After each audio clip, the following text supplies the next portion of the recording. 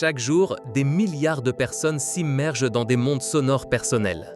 Rien qu'en 2022, on estime que plus de 450 millions d'écouteurs ont été vendus à travers le monde, transformant complètement la façon dont nous expérimentons la musique, les podcasts et les appels. Mais vous êtes-vous déjà arrêté pour penser comment ces petites merveilles technologiques parviennent à acheminer le son directement à vos oreilles, créant une expérience si intime et puissante ? La science derrière ce phénomène quotidien est fascinante et repose sur des principes physiques qui nous permettent de percevoir le monde auditif avec une clarté étonnante. C'est un voyage complexe depuis un signal électrique jusqu'à la vibration de 1000 minuscules cellules à l'intérieur de votre tête, un processus qui implique des ondes, des membranes, des osselets et l'incroyable capacité de votre cerveau à interpréter ces signaux comme de la musique, des mots ou simplement l'écho de vos pensées. Pour comprendre comment les écouteurs réalisent cet exploit, nous devons d'abord démêler la nature fondamentale du son lui-même. Le son n'est rien d'autre qu'une vibration.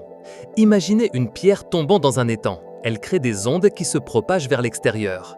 De manière similaire, une source sonore, comme la corde vibrante d'une guitare ou la bouche d'une personne qui parle, génère des perturbations dans l'air. Ces perturbations sont, en essence, des changements de pression. Les molécules d'air proches de la source sont poussées, créant une zone de haute pression. Ensuite, ces molécules s'écartent, laissant une zone de basse pression.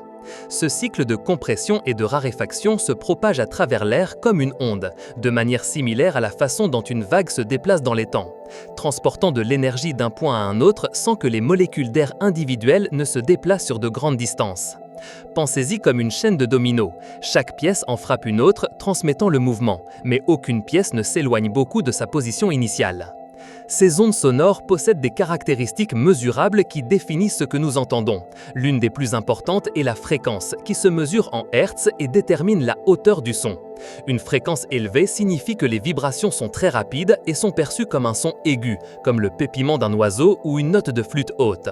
Au contraire, une basse fréquence indique des vibrations lentes résultant en un son grave, comme le grondement du tonnerre ou la basse profonde d'une chanson. La plage d'audition humaine typique s'étend d'environ 20 Hz à 20 000 Hz, bien que cette plage ait tendance à diminuer avec l'âge, notamment pour les fréquences les plus élevées. Une autre caractéristique cruciale est l'amplitude, qui se réfère à l'intensité des ondes de pression et est perçue comme le volume ou la sonie du son. L'amplitude se mesure en décibels, une échelle logarithmique qui reflète l'énorme gamme d'intensité sonore que l'oreille humaine peut percevoir. Une augmentation de 10 décibels représente un doublement perçu du volume.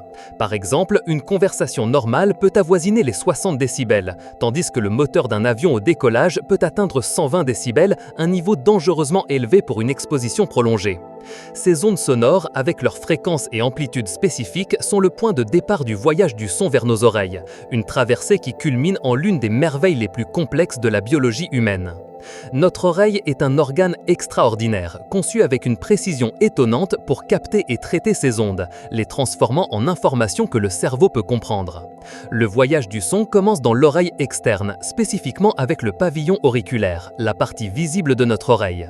Cette structure en forme d'entonnoir n'est pas seulement esthétique, sa forme complexe aide à collecter et à diriger les ondes sonores vers le conduit auditif externe, un tunnel d'environ 2,5 cm de long. La conception du pavillon auriculaire est unique à chaque personne et contribue à notre capacité de localiser la source d'un son dans l'espace, une capacité connue sous le nom d'audition binaurale. Une fois que les ondes sonores ont traversé le conduit auditif, elles atteignent une fine membrane appelée tympan ou membrane tympanique qui marque l'entrée de l'oreille moyenne. Le tympan est incroyablement sensible et vibre en réponse aux fluctuations de pression des ondes sonores, comme la peau d'un tambour. Ces vibrations du tympan sont ensuite transférées à une chaîne de 3 petits os, les plus minuscules du corps humain, connus collectivement sous le nom d'osselets. Ce sont le marteau, l'enclume et l'étrier. Le marteau est attaché au tympan, l'enclume s'articule avec le marteau et l'étrier, le plus petit des trois, appuie contre une fenêtre ovale qui mène à l'oreille interne. La fonction de ces osselets est d'amplifier et de transmettre les vibrations du tympan à l'oreille interne. Ils agissent comme un système de levier mécanique concentrant l'énergie d'une grande surface, comme le tympan, sur une surface beaucoup plus petite, la fenêtre ovale. Cette amplification est cruciale car l'oreille interne est remplie de liquide et les ondes sonores perdent beaucoup d'énergie en passant de l'air, qui est un milieu gazeux, à un milieu liquide. Sans cette amplification, la majeure partie du son serait réfléchie au lieu d'entrer dans l'oreille interne. Les osselets multiplient la force des vibrations par environ 20, garantissant qu'une énergie sonore suffisante parvient à l'étape suivante du processus. Finalement, l'étrier pousse la fenêtre ovale, créant des ondes de pression dans le liquide de l'oreille interne. Ici, nous trouvons la cochlée, une structure en forme d'escargot remplie de liquide. À l'intérieur de la cochlée se trouve la membrane basilaire, une bande de tissu qui s'amincit à mesure qu'elle s'enroule. Le long de la membrane basilaire se trouvent des milliers de minuscules cellules ciliées ou cellules pileuses, qui sont les véritables traducteurs du son. Quand les ondes de pression dans le liquide cochléaire déplacent la membrane basilaire, ces cellules ciliées se plient. Ce mouvement ouvre des canaux ioniques dans les cellules, générant des impulsions électriques. Chaque partie de la membrane basilaire est sensible à différentes fréquences, ce qui permet au cerveau de distinguer entre les sons aigus et graves. Ces impulsions électriques sont transmises le long du nerf auditif jusqu'au cerveau, où elles sont interprétées comme les sons que nous reconnaissons, musique, voix, bruit ambiant. C'est un processus étonnant de transduction, de conversion de l'énergie mécanique des vibrations en signaux électriques que notre système nerveux peut traiter. La complexité et l'efficacité de l'oreille humaine est telle qu'elle peut détecter des variations de pression aussi faibles qu'un milliardième d'atmosphère et distinguer entre des millions de tonalités différentes. Comprendre ce voyage biologique est fondamental pour apprécier l'ingénierie derrière les écouteurs qui sont précisément conçus pour reproduire, voire améliorer la manière dont ces ondes sonores parviennent à notre système auditif. Maintenant que nous avons compris comment le son se propage et comment notre oreille le perçoit, nous pouvons plonger dans la science qui rend les écouteurs possibles. La fonction principale d'un écouteur est d'agir comme un transducteur, c'est-à-dire un dispositif qui convertit un type d'énergie en un autre. Dans ce cas, il convertit un signal électrique en ondes sonores que nos oreilles peuvent entendre. Le cœur de tout écouteur est le composant appelé transducteur, ou plus communément le driver. Un driver est généralement composé de 3 éléments clés, un aimant, une bobine mobile et un diaphragme. Le signal audio qui arrive à l'écouteur est un courant électrique variable. Lorsque ce courant électrique passe à travers la bobine mobile, qui est un petit enroulement de fil très fin, un champ magnétique est créé, lequel interagit avec le champ magnétique de l'aimant permanent qui entoure la bobine. En raison de cette interaction, la bobine mobile se déplace. Le principe est le même que celui d'un moteur électrique. La force électromagnétique fait vibrer la bobine d'avant en arrière. Cette bobine mobile est connectée à une membrane très fine et flexible appelée diaphragme. Lorsque la bobine mobile se déplace, le diaphragme bouge également avec elle.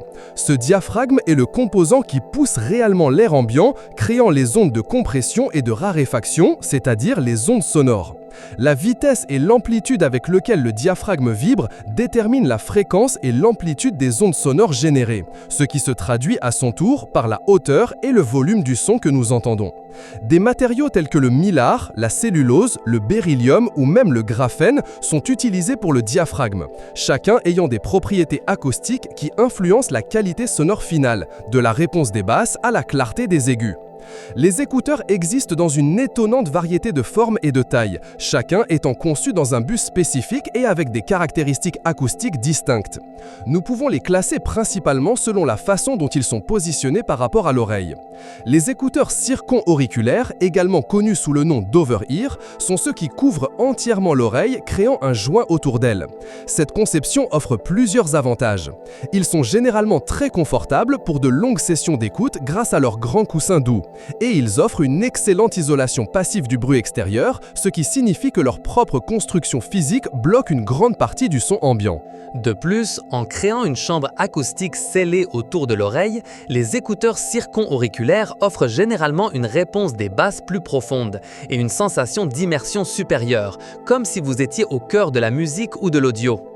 Ils sont populaires auprès des audiophiles et des professionnels du son pour leur capacité à reproduire un large spectre de fréquences avec une grande fidélité. Cependant, leur taille et leur poids peuvent les rendre moins portables et, par temps chaud, ils peuvent générer un peu de chaleur autour des oreilles. Les écouteurs supra-auriculaires ou on-ear reposent directement sur l'oreille sans la couvrir entièrement. Ils sont généralement plus compacts et légers que les circon-auriculaires, ce qui les rend plus portables et adaptés à une utilisation en déplacement. Cependant, ne scellant pas complètement autour de l'oreille, ils offrent une isolation moindre du bruit ambiant, ce qui peut être un avantage dans des environnements où vous devez rester conscient de votre entourage, comme lorsque vous marchez dans une rue animée. En termes de qualité sonore, les écouteurs supra-auriculaires peuvent varier, mais n'atteignent généralement pas la même profondeur de basse ou l'amplitude de scène sonore que leurs homologues circon-auriculaires en raison de l'absence d'une étanchéité hermétique. Le confort peut également être un facteur. La pression directe sur les oreilles peut devenir inconfortable après une utilisation prolongée pour certaines personnes. Il constitue une option intermédiaire, équilibrant portabilité et une qualité sonore décente pour une utilisation quotidienne. Les écouteurs intra-auriculaires, communément appelés écouteurs ou in-ear, s'insèrent directement dans le conduit auditif. Ils sont incroyablement populaires pour leur portabilité extrême et leur discrétion. En scellant directement le conduit auditif avec des embouts en silicone ou en mousse, ils offrent une isolation passive du bruit extérieur très efficace, parfois même supérieure à celle des casques circonauriculaires. Cela les rend idéaux pour les voyages, les transports en commun ou pour se concentrer dans des environnements bruyants. La qualité sonore des écouteurs intra-auriculaires s'est considérablement améliorée au fil des ans, avec des modèles haut de gamme qui rivalisent avec des écouteurs plus grands. Leur capacité à délivrer le son directement au tympan peut entraîner une expérience de basse très puissante et une grande clarté, à condition que l'ajustement dans l'oreille soit correct. Néanmoins, une utilisation prolongée ou un mauvais ajustement peut causer de l'inconfort ou, dans des cas extrêmes, augmenter le risque d'accumulation de cérumen ou d'infection s'ils ne sont pas maintenus propres. L'hygiène est un facteur très important avec ce type d'écouteurs. Au-delà de leur mode d'utilisation, les écouteurs se distinguent également par leur conception acoustique. Les écouteurs à dos ouvert ou open back ont des coques qui permettent à l'air de circuler à travers les oreillettes. Cela signifie que le son peut s'échapper de l'écouteur et que le bruit extérieur peut également entrer. Le principal avantage de cette conception est la création d'une scène sonore plus large et plus naturelle, donnant l'impression que le son provient d'un espace plus grand autour de l'auditeur et non seulement des écouteurs. Cela est dû au fait que l'air n'est pas emprisonné dans une chambre de résonance fermée, ce qui réduit l'accumulation d'ondes stationnaires et le masquage des fréquences. Ils sont très appréciés des audiophiles et des professionnels du mixage audio en studio où la précision spatiale et la ventilation pour de longues sessions sont essentielles. Cependant, leur manque d'isolation les rend peu pratiques pour les environnements bruyants ou pour une écoute en public car le son s'échappe vers l'extérieur, ce que l'on appelle la fuite sonore. À l'inverse, les casques à dos fermés ou closed back sont conçus pour sceller complètement l'oreille, empêchant le son de s'échapper et le bruit externe de pénétrer. Cela offre une isolation passive supérieure, ce qui les rend idéaux pour une utilisation dans des environnements bruyants tels que les bus, les avions ou les bibliothèques où l'on ne souhaite pas déranger les autres ni être dérangé. Bien que la scène sonore puisse sembler moins spacieuse et plus dans la tête par rapport aux modèles ouverts, les casques fermés offrent des basses plus percutantes et un niveau d'immersion supérieur grâce à l'absence de distraction externe. Ils sont le choix préféré des DJ, des musiciens sur scène ou de toute personne ayant besoin de bloquer le bruit ambiant et de garder son audio privé. La connectivité est un autre facteur différenciateur clé dans le monde des casques, les divisant principalement en deux catégories, filaires et sans fil. Les casques filaires, qui utilisent un câble physique pour connecter la source audio, sont le moyen le plus traditionnel et le plus fiable de transmettre le son. Le signal audio voyage directement sous forme de signal électrique analogique depuis le dispositif source, comme un téléphone ou un ordinateur, jusqu'au transducteur du casque. Le principal avantage des casques filaires est la fidélité audio. Étant donné que le signal est analogique et direct, il y a moins de perte d'information ou de compression par rapport aux connexions sans fil.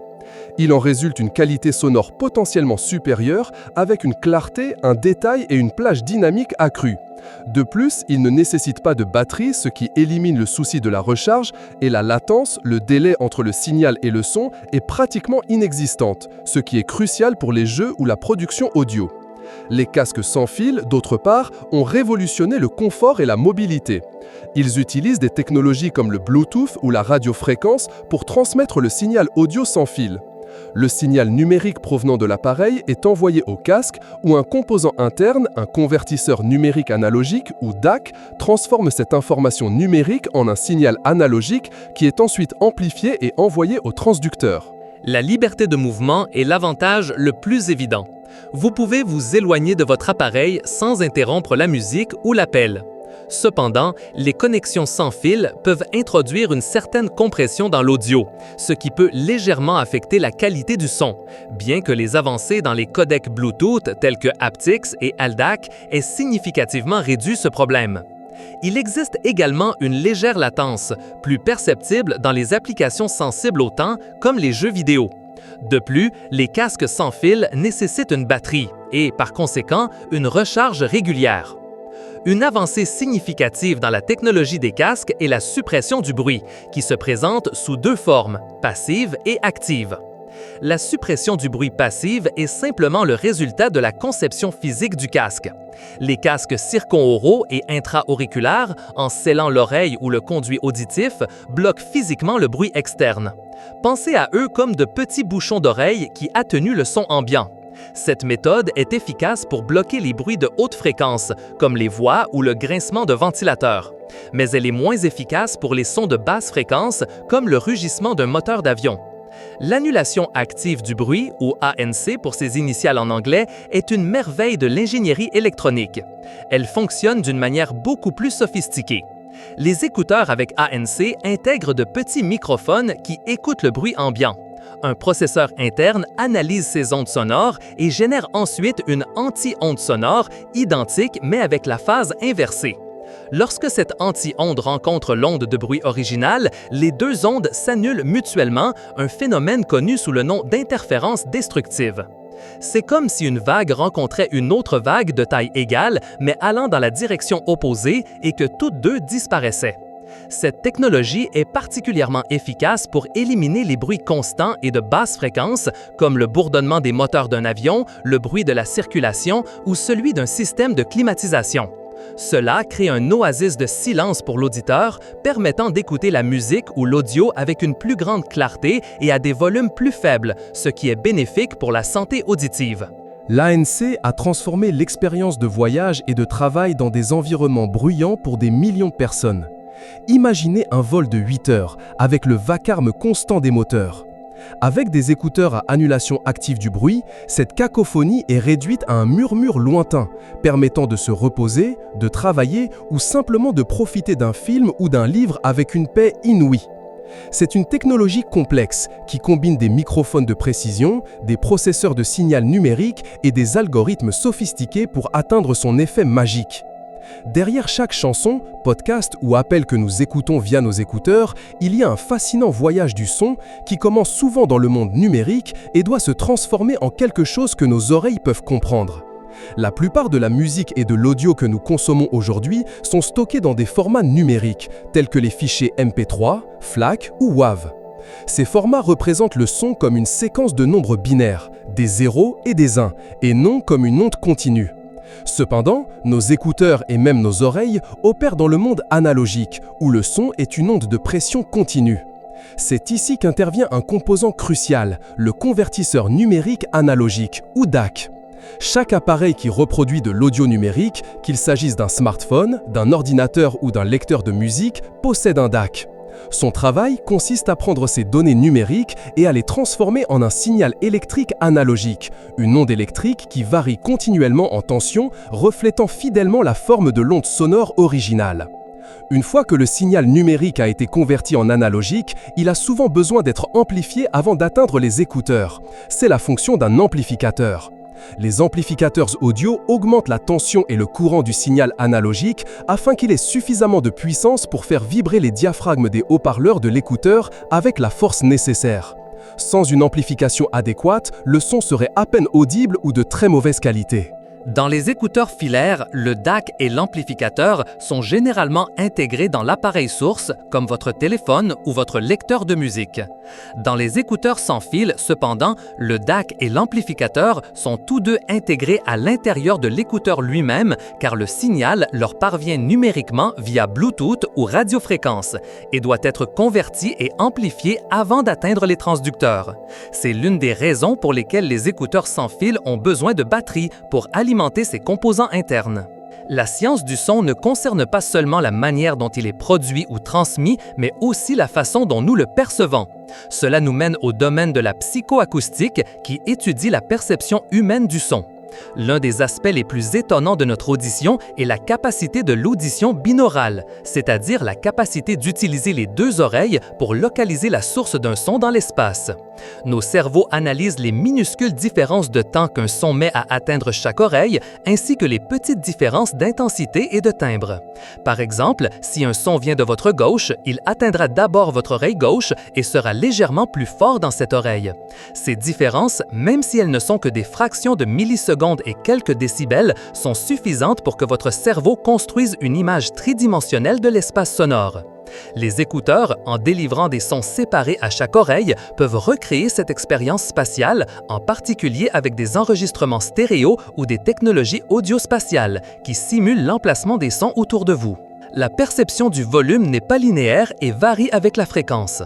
Les courbes de Fletcher-Munson, également connues sous le nom de courbe d'isosonie, démontrent que l'oreille humaine est moins sensible aux fréquences basses et très hautes à des volumes faibles. Cela signifie que nous avons besoin d'un volume plus élevé pour percevoir les basses et les aigus aussi clairement que les fréquences moyennes. C'est pourquoi, lorsque vous baissez le volume de votre musique, les basses semblent disparaître en premier. La conception des écouteurs influence également la signature sonore, c'est-à-dire la manière dont un écouteur reproduit les différentes fréquences. Certains écouteurs ont une signature sonore chaude, avec des basses puissantes, idéales pour des genres comme la musique électronique ou le hip-hop. D'autres sont analytiques ou plats, avec une réponse en fréquence plus équilibrée, préférée par les ingénieurs du son pour le mixage et le mastering, car ils leur fournissent une représentation plus précise de l'enregistrement original. Le choix du matériau du diaphragme, la taille du transducteur, le type de transducteur et la forme du boîtier, tout cela contribue à cette signature sonore unique. Les écouteurs sont si profondément enracinés dans notre vie quotidienne que nous les tenons souvent pour acquis. Pour des millions de personnes, ils sont la porte d'entrée vers leur bande-son personnelle, transformant les transports en commun en salle de concert privée ou la salle de sport en un espace de motivation avec leur musique préférée. La musique, en particulier, prend une nouvelle dimension. Grâce aux écouteurs, nous permettons d'entendre des détails et des nuances qui pourraient être perdus dans un environnement bruyant ou via des haut-parleurs. C'est une expérience immersive, presque personnelle, avec l'artiste directement dans votre oreille. Dans le monde du jeu vidéo, les casques sont indispensables. La capacité d'entendre les pas d'un ennemi s'approchant par la gauche ou de discerner la direction d'un tir est critique pour l'immersion et l'avantage compétitif. Les casques de jeu intègrent souvent des technologies audio-spatiales qui simulent un environnement sonore tridimensionnel, permettant aux joueurs de savoir exactement où se trouve une source sonore dans le monde virtuel, ce qui améliore drastiquement le gameplay. Les professionnels dépendent également fortement des casques. Les ingénieurs du son en studio d'enregistrement utilisent des casques de monitoring de référence, souvent ouverts pour une scène sonore naturelle, afin d'écouter chaque détail d'un mixage, d'identifier les imperfections et de s'assurer que la musique sonne bien sur n'importe quel système de lecture. Les DJ les utilisent dans les clubs bruyants pour préécouter et synchroniser les pistes avant de les mixer, nécessitant une excellente isolation du bruit ambiant. Dans le domaine de la communication, les casques avec microphone intégré sont essentiels pour les appels vidéo, le télétravail et le service client. Ils offrent une clarté vocale aussi bien pour l'auditeur que pour l'interlocuteur, minimisant le bruit de fond et facilitant la concentration sur la conversation. Dans les environnements industriels ou de construction, des casques spécialisés sont utilisés pour la protection auditive, atténuant les bruits dangereux tout en permettant la communication via des systèmes d'interphone intégrés. Même dans le domaine médical, les casques jouent un rôle vital. Ils sont un outil fondamental pour les audiologistes lors des tests auditifs, où ils sont utilisés pour présenter des sons de différentes fréquences et volumes afin d'évaluer la capacité auditive d'un patient. Ils sont également utilisés dans les thérapies pour les acouphènes, une condition qui provoque des bourdonnements dans les oreilles, où des sons spécifiques sont diffusés pour masquer ou aider à l'habituation au bourdonnement. Avec l'essor de la réalité virtuelle et de la réalité augmentée, les casques deviennent encore plus essentiels. L'audio spatial et l'audio tridimensionnel sont essentiels pour créer des expériences immersives et réalistes dans ces environnements. Entendre un son se déplacer autour de soi dans un monde virtuel peut rendre l'expérience beaucoup plus crédible et attrayante, portant l'interaction humaine avec la technologie à un tout autre niveau, fusionnant la perception auditive et visuelle de manière auparavant inimaginable. Malgré toutes les merveilles que les casques nous offrent, il est crucial de parler de la santé auditive. Nos oreilles sont incroyablement sensibles et vulnérables aux dommages causés par une exposition excessive au bruit. L'Organisation mondiale de la santé estime que plus d'1 milliard de jeunes à travers le monde risquent une perte auditive due à des pratiques d'écoute dangereuses. Les lésions auditives sont cumulatives et irréversibles. La clé d'une écoute sûre est la règle du 80 pour 60. Écoutez à 80% du volume maximal de l'appareil pendant pas plus de 60 minutes par jour. Un guide plus technique est la limite de 85 décibels. L'exposition à des sons supérieurs à 85 décibels pendant des périodes prolongées peut causer des dommages permanents aux délicates cellules ciliées de la cochlée. Pour mettre cela en perspective, le bruit de la circulation intense dans une rue animée est généralement d'environ 85 décibels. La musique à volume élevé dans des écouteurs peut facilement dépasser 90 voire 100 décibels. Les signes avant-coureurs de dommages auditifs incluent les acouphènes, un bourdonnement ou un sifflement persistant dans les oreilles, des difficultés à comprendre les conversations dans des environnements bruyants ou la nécessité d'augmenter le volume de la télévision ou de la radio plus que d'habitude. Si vous ressentez l'un de ces symptômes, il est essentiel de consulter un professionnel de la santé auditive. Il est vital de prendre des pauses régulières d'écoute, surtout si la musique est à un volume élevé. Après 1 heure d'écoute, il est conseillé de faire une pause d'au moins 5 à 10 minutes. Le choix des écouteurs peut également influencer la sécurité auditive. Les écouteurs à suppression active de bruit sont un excellent investissement, car ils vous permettent de profiter de votre audio à des volumes plus bas en bloquant le bruit ambiant, réduisant ainsi la nécessité d'augmenter le volume pour masquer les distractions. Il est également important de maintenir les écouteurs propres, en particulier les intra-auriculaires. L'accumulation de cérumen ou de saleté peut non seulement affecter la qualité du son, mais aussi créer un environnement propice aux infections dans le conduit auditif. Un nettoyage régulier avec un chiffon doux et sec et le remplacement des coussinets ou des embouts si nécessaire contribueront à une expérience d'écoute plus sûre et plus agréable. La science derrière les écouteurs est une brillante combinaison de physique, d'ingénierie, de biologie et de psychoacoustique. Des vibrations invisibles que nous appelons sons à la machinerie complexe de notre oreille et à la conversion ingénieuse des signaux électriques en ondes audibles, chaque étape est une merveille. Les écouteurs nous permettent d'accéder à des mondes sonores avec une intimité et une clarté inégalées, mais il est de notre responsabilité de les utiliser avec conscience et soin pour protéger l'un de nos sens les plus précieux. Si cette profonde immersion dans la science du son et des écouteurs a résonné en vous et vous a ouvert les oreilles à un nouveau niveau d'appréciation pour la technologie qui nous entoure, nous vous invitons à rejoindre notre communauté d'explorateurs. Abonnez-vous à notre chaîne pour continuer à démêler les mystères de l'univers. Aimez cette vidéo si vous avez trouvé ces connaissances précieuses, laissez-nous un commentaire, offrez-nous tes pensées et partage cette information avec ceux qui cherchent aussi à comprendre le monde.